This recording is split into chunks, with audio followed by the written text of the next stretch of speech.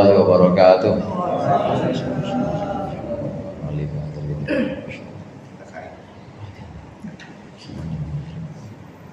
Al-Fatihah. Alhamdulillahirabbil alamin, arrahmanir rahim, maliki yaumiddin. Iyyaka na'budu wa iyyaka nasta'in, ihdinas siratal mustaqim. Siratal ladzina an'amta 'alaihim ghairil maghdubi 'alaihim waladdallin.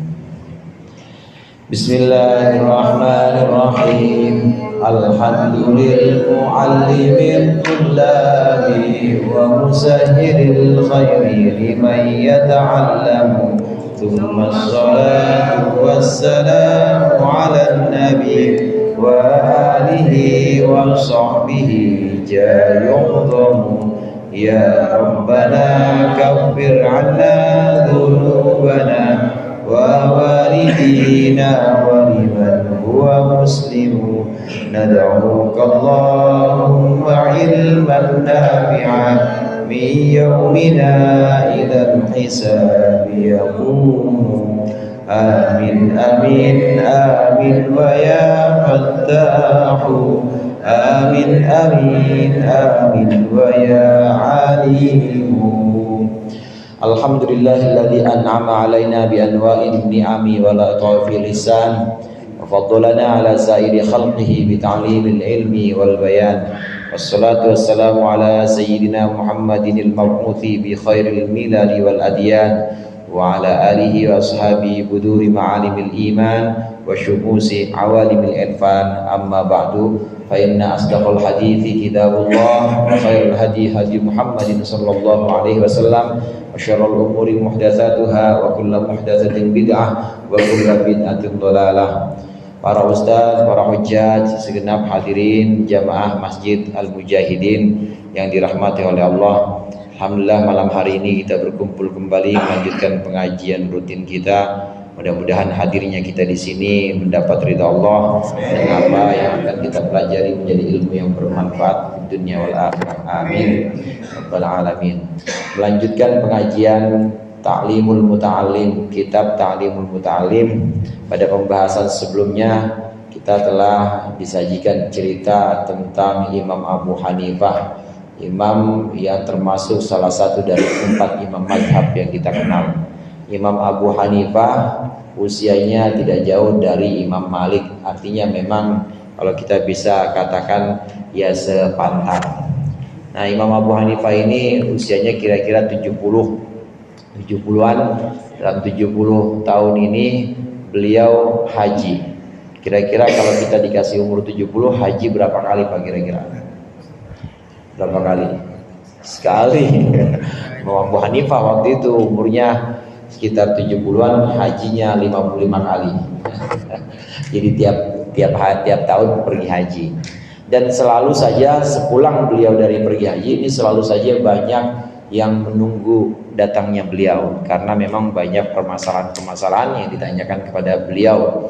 Di antaranya permasalahan yang terakhir kemarin yaitu bagian dari budak yang menghadiahkan, bagian dari seorang yang sakit menghadiahkan budak, di mana budak ini kemudian oleh orang yang menerima dihadiahkan lagi. Nah, ini dengan kecerdasan beliau, dengan kecerdasan Imam Abu Hanifah, maka saat ditanya tentang bagian budak yang diberikan kemudian diberikan lagi, ini kan akan berputar terus seperti itu. Maka beliau bilang sahmud dauri saqitun, gugurkan 1 supaya jadi 8. Nah, kemudian setelah itu maka baru berhentilah di situ. Karena bagaimanapun yang namanya daur itu sesuatu yang terus menerus dan tidak berhenti. Jadi muter terus begitu, itu mustahil. Mustahil ada daur, mustahil ada sesuatu yang sifatnya terus menerus, itu mustahil, pasti berhenti. Nah, maka kecerdasan beliau, ini Imam Abu Hanifah menyebutkan sahmud dauri saqitun. Ini Ta'lim Muta'allim membahas tentang Imam Abu Hanifah. Selain memang Ta'lim Muta'allim pengarangnya adalah mazhab Imam Hanafi, ini juga menceritakan tentang kecerdasan beliau. Nah, yang berikut ini kita akan lihat bagaimana sahabat Ibnu Abbas diceritakan di sini. Sahabat Ibnu Abbas yang terkenal sebagai faqih, yang terkenal sebagai orang yang sangat alim yang sangat paham tentang Al-Quran. Imam Ibnu Abbas, sahabat Ibnu Abbas ini adalah sahabat yang paling banyak digunakan pendapatnya dalam tafsir. Sahabat Ibnu Abbas ini satu sahabat yang didoakan oleh Rasulullah sejak kecil. Waktu kecil sahabat Ibnu Abbas usianya kira-kira 6 tahun ini sudah didoakan oleh Rasulullah, Allahumma faqihhu fid din, Allahumma allimhu ta'wil, Allahumma faqihhu fid din wa allimhu ta'wil. Ya Allah, jadikanlah dia paham dalam agama dan juga jadikanlah dia bisa mentakwil atau mentafsir Al-Quran. Ini sahabat Ibnu Abbas. Nama aslinya Abdullah bin Abbas. Abbas itu paman Nabi. Kalau Nabi Muhammad bin Abdullah. Nah, Abdullah sama Abbas adik kakak. Jadi sahabat Ibnu Abbas ini sepupunya Nabi. Sepupunya Nabi, cuma beda usianya jauh memang. Beda usianya lebih tua Rasulullah SAW. Diceritakan di sini tentang bagaimana sahabat Ibnu Abbas memperoleh ilmu sehingga cerdas dan juga pendapat-pendapatnya banyak digunakan oleh orang-orang setelah beliau. Qala al-muallif rahimahullah wa nafa'ana bihi wa bi ulumihi fid dharain. Amin. Wa qila li Ibnu Abbas radhiyallahu ta'ala anhuma bima adraktal ilma. Qala Ibnu Abbas bilisanin saulin wa qalbin aqulin. Ditanyakan kepada sahabat Ibnu Abbas radhiyallahu anhuma, bima adraktal ilma. Bima dengan cara apa? Adraktal ilma, engkau bisa mendapatkan ilmu. Dengan cara apa engkau bisa dapat ilmu dan bisa menjadi sealim ini? Qala, berkata Ibnu Abbas, sahabat Ibnu Abbas, bilisanin saulin, dengan lisan yang banyak tanya, wa qalbin aqulin, dan hati yang banyak berpikir dan hati yang banyak berpikir. Wa innama summiya talibul ilmi, dan hanyalah penuntut ilmu itu dinamakan ma taqulu, sesuai dengan apa yang engkau katakan, likathrati ma yaquluna fiz zamanil awal, karena banyaknya sesuatu yang mereka ucapkan fiz zamanil awal, di zaman dulu atau zaman pertama. Ma taqulu, apa yang kau katakan fi hadhil mas'alati, dalam masalah ini. Ini sahabat Ibnu Abbas ditanya oleh seseorang, wahai Ibnu Abbas, dengan cara apa engkau bisa dapat ilmu? Dengan cara apa engkau bisa jadi salim ini? Yang pertama, bilisanin saulin, dengan lisan yang banyak nanya. Karena barokahnya nanya itu paling enggak 3 orang dapat barokah. Andai dalam satu majelis ada 1 orang yang nanya, maka yang dapat barokah pertama orang yang nanya, yang tadinya nggak tahu jadi tahu. Yang kedua orang yang dengar. Orang yang dengar kan ada yang malu-malu. Kadang dia pengen nanya, ya nanti dikira agak paham banget, atau pengen nanya dikira pokoknya nggak enak, dia diem aja. Ternyata dia nanya jadi ikut terbantu juga. Orang yang dengar dapat barokah juga. Begitu juga orang yang ditanya. Orang yang tanya ini juga dapat barokah dengan bertanya. Kita bisa dapat ilmu, kita bisa memperkaya diri kita dengan pengetahuan, itu adalah dengan banyak nanya. Tanya pada orang-orang yang alim atau orang-orang yang tahu. Di sini kan banyak ustadz-ustadz, ya ada Ustadz Sanwani, ada Ustadz Zaini, mudah-mudahan Allah berikan kesehatan pada beliau, Ustadz Matroji, banyak pada orang-orang yang tahu. Dengan lisan yang banyak tanya, maka banyak juga ilmu yang kita dapat. Yang kedua, qalbin aqulin, dengan hati yang sering berpikir. Artinya selain banyak nanya, jangan nanya-nanya doang sampai rumah ini diulang-ulang lagi dan juga dilalar dan dinalar lagi. Yang pembahasan yang tadi sudah kita tanyakan pada orang, nah ini dipikirkan lagi, direnungkan lagi di rumah. Apa hikmahnya menutup aurat dalam sholat? Misalnya ada orang tanya begitu. Nah kemudian dijawab oleh gurunya, menutup aurat itu adalah cacat dalam diri kita yang tidak layak kelihatan dilihat sama orang-orang. Nah sebagaimana kita menutup badan kita dengan penutup aurat seperti pakaian, sarung dan lain sebagainya, maka ketika sholat kita juga menutup aurat batin kita, menutup cacat batin kita dari Allah. Karena Allah Maha tahu waktu kita sholat, Allah Maha tahu hati kita ikhlas apa enggak. Waktu kita sholat, Allah Maha tahu bacaan kita ini riya apa enggak. Waktu kita sholat, nah itu semuanya cacat-cacat semua. Ya riya, sum'ah, ujub, takabur, pengen dikira bacaannya paling cakep, itu kan semua cacat. Nah gimana caranya supaya kita menutup aurat dalam sholat? Maka tutupi itu dengan rasa malu kepada Allah. Jadi kalau menutup aurat secara zahir itu artinya menutup dengan pakaian, tapi menutup aurat secara batin dalam sholat ini maksudnya cacat-cacat hati kita, ini kita tutup dari Allah dengan cara malu sama Allah. Allah melihat semuanya. Nah dengan cara seperti ini udah dijawab tuh tadi pertanyaan, maka di rumah diulang-ulang lagi. Iya ya, tadi Ustaz ngomong begitu ya.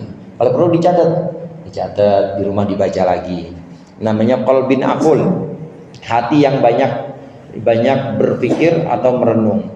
Karena nggak bisa hanya sekedar nanya aja tapi nggak dimasukkan ke dalam hati, tapi harus dimasukkan dalam hati atau dalam pikiran dan dinalar. Kemudian bilisanin saul, itu yang kedua. Dan demikian juga penuntut ilmu, thalibul ilmi ini disebut penuntut ilmu. Kenapa penuntut ilmu disebut sebagai penuntut ilmu? Karena memang dulu semenjak nama ini diberikan untuk orang-orang yang belajar disebut penuntut ilmu karena memang dia banyak nuntutnya. Nuntut itu maksudnya nyarinya. Nyari apa? Nyari tahu, nyari jawaban, nyari pemahaman. Tolaba itu kan artinya nyari. Penuntut ilmu itu artinya orang yang mencari. Kenapa penuntut ilmu disebut sebagai pencari ilmu? Karena dia banyak nyarinya. Nyari jawaban, nyari ilmu, nyari pengetahuan, nyari contoh dari gurunya. Nah demikian juga orang yang mau dapat ilmu banyak, maka harus banyak juga tanya, banyak juga berpikir. Ini satu resep dari sahabat Ibnu Abbas supaya kita mampu dan mudah untuk mendapatkan ilmu, banyak tanya dan juga banyak berpikir. Naam, wa innama tafaqqaha Abu Hanifah bi kathratil mutarahati. Dan Abu Hanifah hanyalah bisa menjadi alim bi kathratil mutarahati, dengan seringnya berdiskusi, wal mudzakarati, dan juga ya berdiskusi atau bermusyawarah. Fi dukanihi, di tokonya atau di warungnya Abu Hanifah, hina kana bazzazan, ketika beliau menjadi seorang penjual sutra. Bihada, maka karena ini yu'lamu, bisa diketahui anna tahsilal ilmi wal fiqhi, bahwasannya hasilnya ilmu dan fikih, datangnya ilmu dan fikih itu yajtami'u, bisa terkumpul ma'al kasbi, beserta pekerjaan. Wa kana Abu Hafsin al-Kabir, dan ada seorang ulama namanya Abu Hafsin al-Kabir, yaktasibu wa yukarrirul uluma, beliau bekerja wa yukarrirul uluma, dan sambil mengulang-ulang pelajaran atau ilmunya. Fa in kana la budda li thalibil ilmi minal kasbi, maka apabila tidak boleh tidak, maksudnya harus seorang penuntut ilmu harus bekerja, linafaqati iyalihi, untuk memberikan nafkah keluarganya, wa ghairihi, dan selain keluarganya, falyaktasib, maka bolehlah dia bekerja, wal yukarrir, dan hendaklah dia mengulang-ulang, wala yaksul, dan janganlah dia malas. Walaysa li sahihil badani wal aqli udrun fi tarki ta'allumi wat tafaqquh, dan tidak ada uzur untuk orang yang sehat badannya dan sehat akalnya meninggalkan belajar. Imam Abu Hanifah, kalau tadi sahabat Ibnu Abbas caranya banyak tanya, kemudian banyak merenung. Udah nanya, hasil dari jawaban yang dia cari ini direnungkan lagi di rumah. Ya kalau dulu zamannya kan memang hafalan, dan sahabat Ibnu Abbas dan para sahabat Nabi lain kan kuat hafalannya. Nah kalau kita begitu selesai dari majelis lupa, maka dicatat, nanti sampai di rumah dibaca lagi. Malas nyatet, dengerin videonya, dengerin rekamannya misalnya. Saya malas catat, saya rekam aja, rekam. rekam, nanti di rumah ulangin lagi. Itu cara supaya nempel. Karena kalau nggak begitu nggak bisa nempel. Ini sahabat Ibnu Abbas. Nah, Imam Abu Hanifah punya cara lain lagi. Selain dengan cara yang bisa kita praktekkan diajarkan oleh sahabat Ibnu Abbas tadi, bisa juga kita menambah ilmu kita, memperkuat pemahaman kita dengan diskusi dan musyawarah. Kalau kita diskusi, kita musyawarah, maka hal-hal yang tadi gak pernah terpikirkan oleh kita, ini bisa dikeluarkan oleh lawan bicara kita, oleh teman yang kita ajak diskusi. Lagi bahas tentang hukum nikah misalnya. Hukum nikah, rukunnya nikah. Di antara rukun nikah itu ada yang namanya wali. Kita kan cuma ngapalin doang, ngapalin ada ijab, qabul, wali begitu ya. Nah, kita nggak pernah mikirin apa sih hikmahnya, kenapa harus ada wali, Tapi teman diskusi kita udah nyampe nih, kenapa harus ada wali. Yang pertama, selain untuk dapat izin atau restu, yang pertama supaya tidak timbul fitnah, supaya wali ini bisa memperkenalkan kepada keluarganya, nih anak gua atau adik gua kalau walinya abangnya, atau keponakan gua kalau walinya anjingnya, ini nanti bisa mengabarkan kepada keluarga yang lain bahwa dia sudah nikah. Nah, hikmah-hikmah seperti itu adanya atau datangnya dengan diskusi. Jadi diskusi musyawarah juga bisa menambah ilmu kita. Imam Abu Hanifah ini sering melakukan diskusi atau musyawarah sambil jualan, saudara. Imam Abu Hanifah itu punya warung, toko. Jualan apa? Jualan sutra. Sambil jualan ini seringkali beliau ini berdiskusi dengan teman diskusinya atau dengan pembelinya. Dan ada yang tanya, kemudian beliau jawab.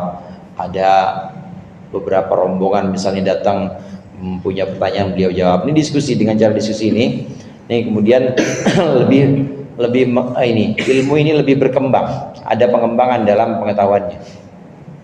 Selain itu, kalau Imam Abu Hanifah memang udah cerdas dan memang pedagang, kalau memang harus kerja, gimana? Ngaji juga, kerja juga, ya nggak apa-apa, boleh. Ngaji malam, siang, pagi sampai siang kerja, ya boleh aja, boleh. Tapi saat kerja sebisa mungkin diulang-ulang.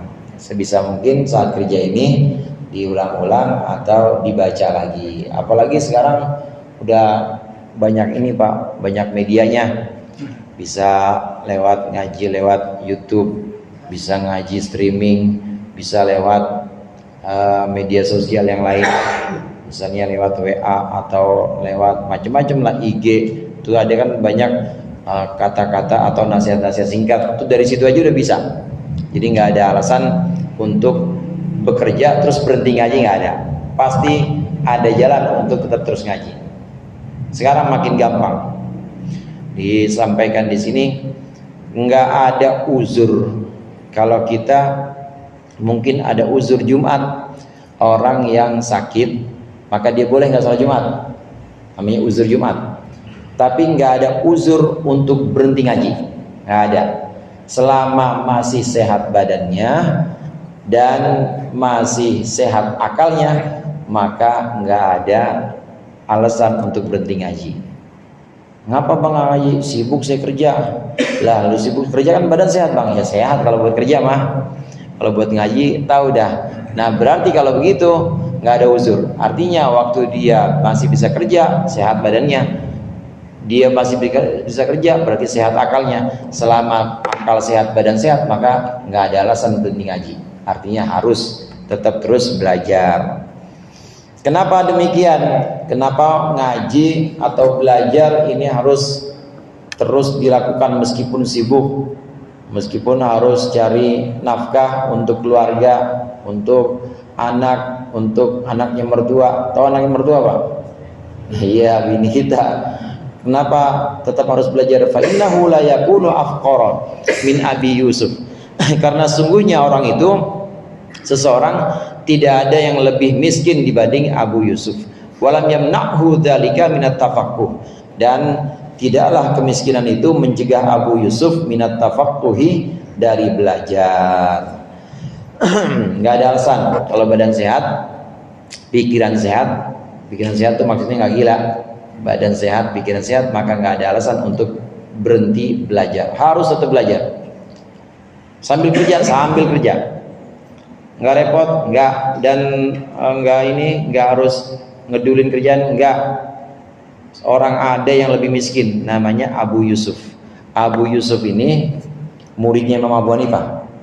Abu Yusuf bin Yakub Al-Ansori. Abu Yusuf bin Yakub Al-Ansori. Ini salah satu murid seniornya Imam Abu Hanifah. Imam Abu Hanifah itu punya 4 orang murid senior. Yang paling senior adalah ini, Abu Yusuf bin Yakub Al-Ansori. Nah, kemudian ada Muhammad bin Hasan Asy-Syaibani yang jadi gurunya Imam Syafi'i. Ada Zufar bin Hudail. Kemudian ada Hasan bin Muhammad. Ini 4 orang. 4 orang muridnya Imam Abu Hanifah yang terkenal. Nah, yang disebutkan di sini adalah Abu Yusuf. Abu Yusuf bin Yakub Al-Ansori. Ini Abu Yusuf ini miskinnya benar-benar miskin. Tapi beliau nggak pernah berhenti belajar. Tetap terus belajar. Ini murid Imam Abu Hanifah yang paling cerdas. Yang paling senior juga, usianya paling tua. Beliau dalam kemiskinannya tidak berhenti belajar. Gimana kita? Kita orang kaya semua kan di sini ya. Kalau nggak orang kaya ya kayak orang. Di sini kan semuanya mampu semuanya. Imam Abu Yusuf aja yang miskin nggak berhenti belajar. Apalagi kita yang masih makannya tiap hari full terus, nggak ada kan yang makan Senin Kemis ya. Malah puasa yang ada Senin Kemis di sini mah. Ini tidak menghalangi kita untuk belajar karena ada orang yang lebih sulit atau lebih miskin dibanding kita, dia tetap belajar. Maka tidak ada alasan untuk berhenti belajar meskipun dia miskin, meskipun dia sangat fakir. Faman kana lahu malun katsirun fa ni'mal malu sholihu lirrajuli sholihi. Barang siapa yang baginya ada harta yang banyak, fa ni'mal malu sholihu lirrajuli sholihi. Maka sebaik-baiknya harta adalah harta yang baik milik laki-laki yang baik atau laki-laki yang soleh.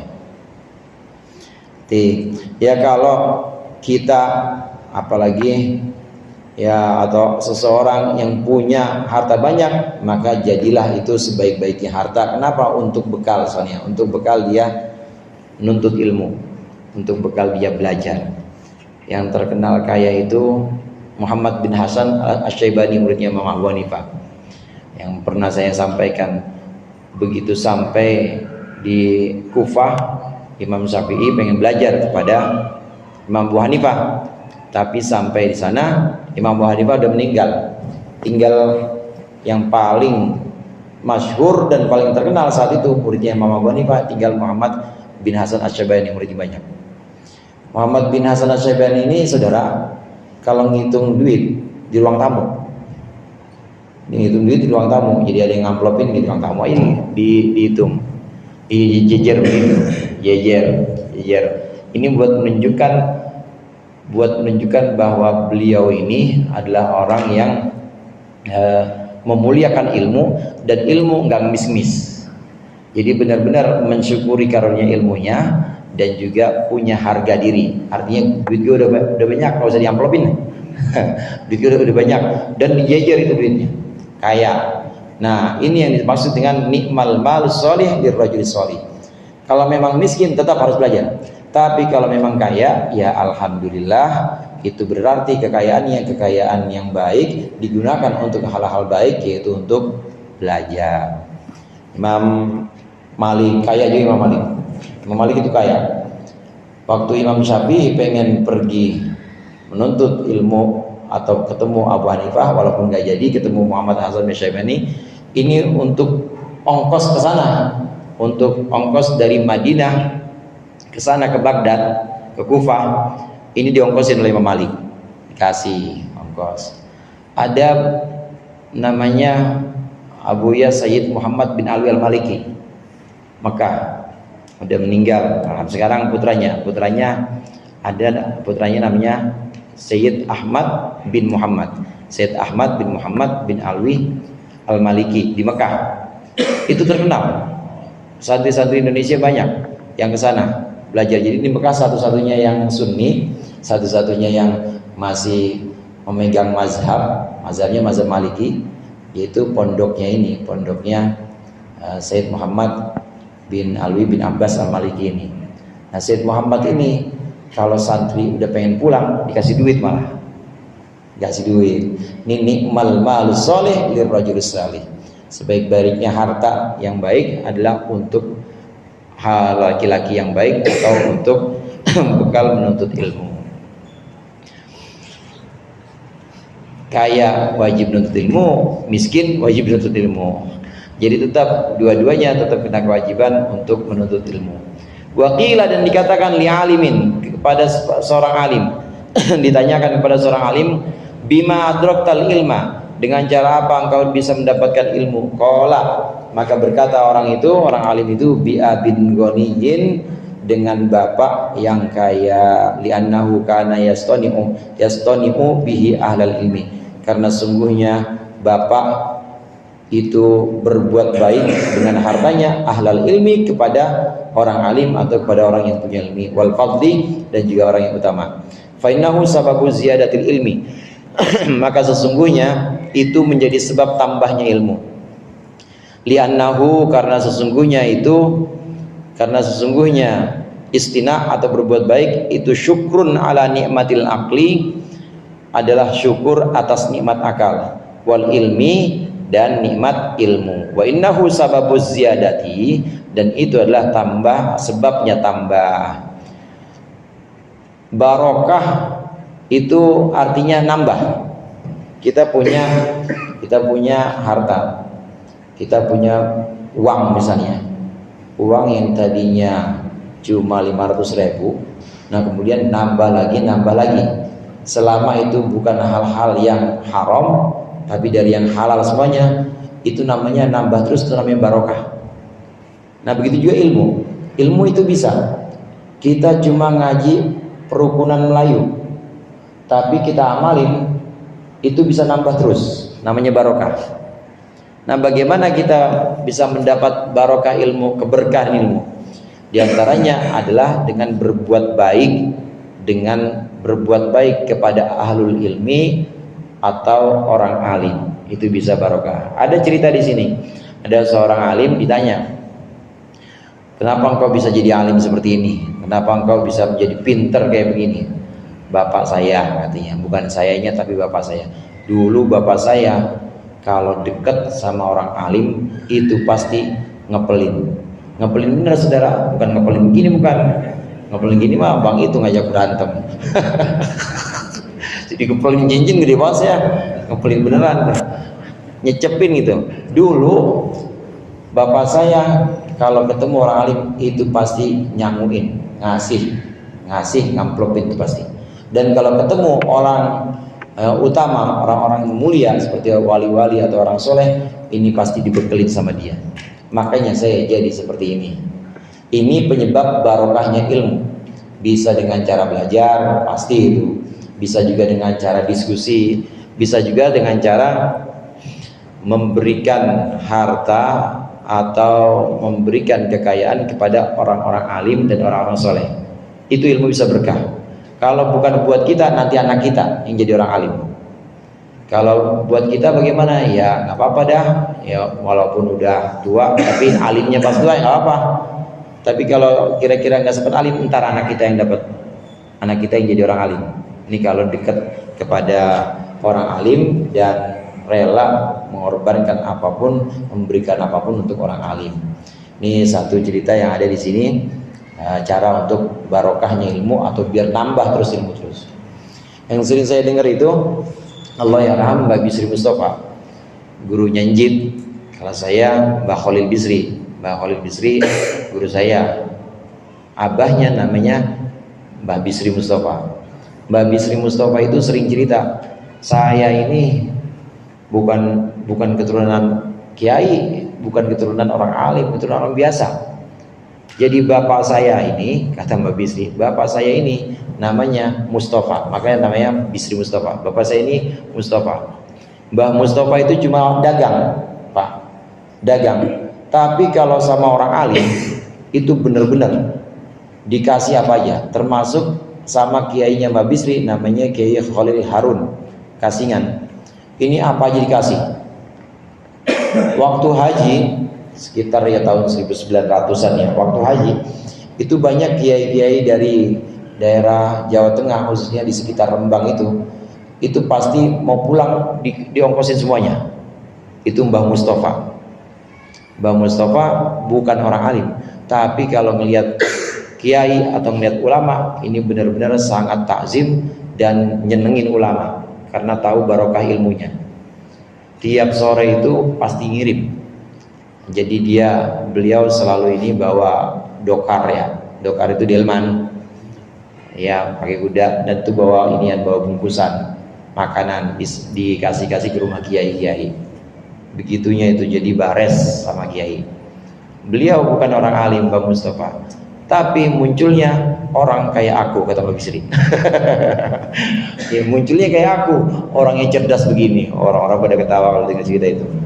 Jadi Mbak Bisri Mustafa yang kita kenal pengarang tafsir Al-Ibriz, kemudian juga guru bapak atau abah dari Kiai Khalil Bisri, ketua MPR, bapaknya Kiai Mustafa Bisri, dan kakeknya Gus Yahya yang sekarang jadi ketua umum PBNU. Itu dulu Mbah Mustafanya orang biasa. Cuma Mbah Mustafa ini pedagang yang dekat banget sama orang alim. Kalau melihat orang alim itu pasti selalu dermawan, sangat dermawannya. Dengan cara ini kalau kita belum bisa belajar sungguh-sungguh misalnya, atau pengen belajar kayaknya udah kadaluarsa kadaluarsa udah expired, pengen belajar kayaknya ya sepotong ingat, potongan belakangnya udah lupa lagi, potongan belakangnya ingat, yang depannya udah lupa lagi misalnya. Nah, cara lain untuk mendapat keberkahan adalah dengan dekat kepada orang alim, kemudian memberikan harta untuk orang lain untuk orang alim sebagai bukti syukur atas nikmat ilmu dan juga atas nikmat akal. Hadirin jamaah rahimakumullah, kita diwajibkan di sini menghormati orang alim supaya bersyukur atas nikmat ilmu, dan diwajibkan di sini untuk belajar supaya bersyukur atas nikmat akal. Karena orang yang nggak belajar atau yang nggak ngaji berarti dia kufur nikmat. Nikmat apa? Nikmat akal. Orang dikasih akal. Kita kan semua udah diinstal semuanya akal ya. Dari lahir kan udah dikasih akal sama Allah. Akal alami. Ada dua macam akal. Ada akal tob'i, ada akal sam'i. Ada akal yang sifatnya naluri, akal yang sifatnya natural, alami. Ini yang sudah diberikan oleh Allah, sudah dipasang sejak kita kecil. Ya, kita masih kecil sampai usia 1 tahun, 2 tahun itu udah Allah pasang akal. Nah, ini namanya akal alami atau akal matbu. Kadang-kadang disebutkan akal tobi.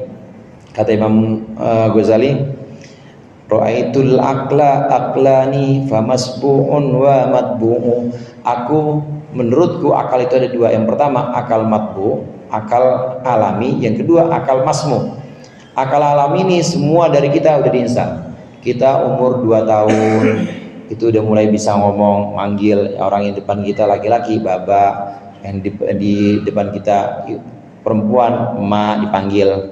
Nah, kemudian 3 tahun udah mulai cerdas lagi, udah mulai bisa bedain ini rokok sama susu pilih mana. 3 tahun bocah 3 tahun pilih mana kira-kira? Kopi sama susu pilih mana? Pilih susu. Nah, itu namanya akal matbu. Nah, akal matbu ini harus disempurnakan dengan akal masmu.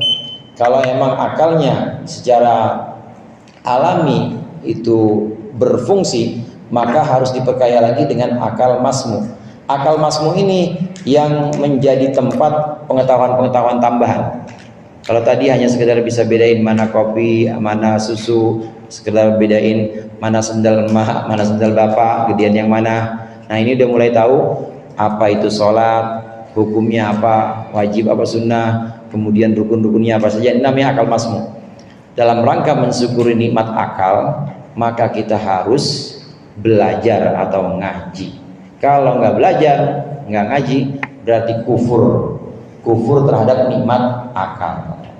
Minimal dengan cara menghadiri majelis-majelis taklim seperti ini adalah bagian dari rasa syukur kita. Mudah-mudahan bermanfaat. Allahumma anfa'na bima 'allamtana wa 'allimna ma yanfa'una. Sallallahu ala sayyidina Muhammad wa alihi wasallam. Alhamdulillahirabbil alamin. Assalamualaikum warahmatullahi wabarakatuh.